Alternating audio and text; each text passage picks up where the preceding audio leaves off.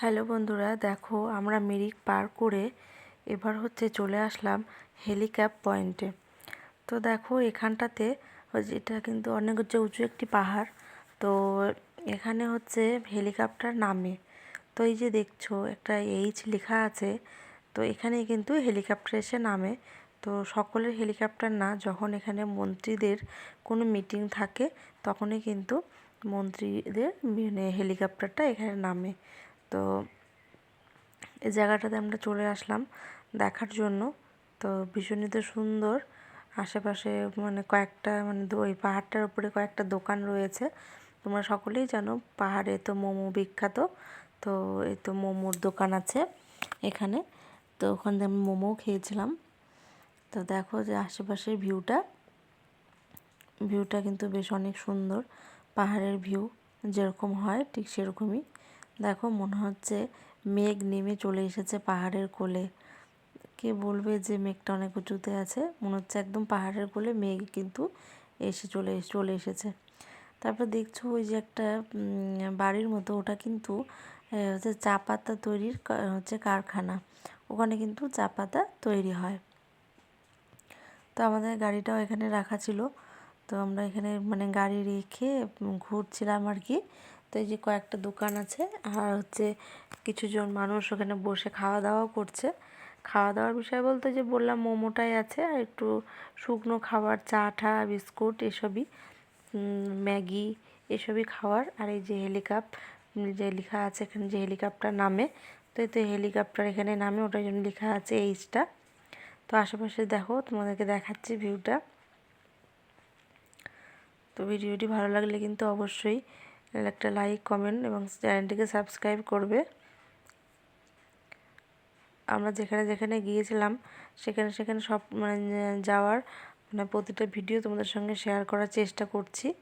জানি না তোমাদের কীরকম লাগছে ভিডিওটা, তবে আশা করি ভিডিওগুলো আর কি ভালো লাগবে। তো দেখো অনেক লোকই এসে দাঁড়িয়েছে, কেউ বাইক নিয়ে এসেছে, কেউ স্কুটি নিয়ে এসেছে, কেউ কিন্তু গাড়ি নিয়ে এসেছে। তো বারবারই আর কি ঘুরছিলাম চারিদিকটা, ঘুরে ঘুরে দেখছিলাম। সামনে থেকে দাঁড়িয়ে দেখতে তো খুবই সুন্দর লাগছিল। আর এই যে আমার মেয়ে কিছু হয়তো বলছিল এখানটাতে। তো যাই হোক, ওর কথাটা এত শুনছিলাম, ওই জন্য ওর দিকে ক্যামেরাটা চলে গিয়েছে।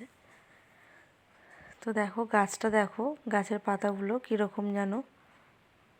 আসলে পাহাড়ে তো অনেক রকম গাছ থাকে, তো তাদের মধ্যে একটা গাছের যেরকম দেখতে। আর মেঘ আকাশ এগুলি তোমাদেরকে বারে বারে ঘুরে ঘুরে দেখাচ্ছি। আমার নিজেরই এত ভালো লাগছে যে মনে হচ্ছে যে না ভিডিও করতেই থাকি। দেখো আকাশটা এত সুন্দর লাগছে, যেন মনে হচ্ছে আঁকানো, সত্যি করে আকাশ মনে হচ্ছে না, মনে হচ্ছে যে ছবিতে আঁকালে যেরকম আকাশ হয় ঠিক কিন্তু সেই রকম আকাশটা। দেখো তোমরা একটু খেয়াল করে তাহলে বুঝতে পারবে। আমরা যখন দুর্গাপূজাতে ঘুরতে যাই, এখন তো এরকম দেখা যায় না, কিন্তু আমরা যখন দুর্গাপূজাতে আর কি ঘুরতে যেতাম ছোটোবেলায়, তখন সিনারি করা থাকতো, আর্ট করা থাকতো পেছন দিকে। হ্যাঁ, মা দুর্গার সামনে থাকতো, পেছন দিকে কিন্তু আর্ট করা থাকতো।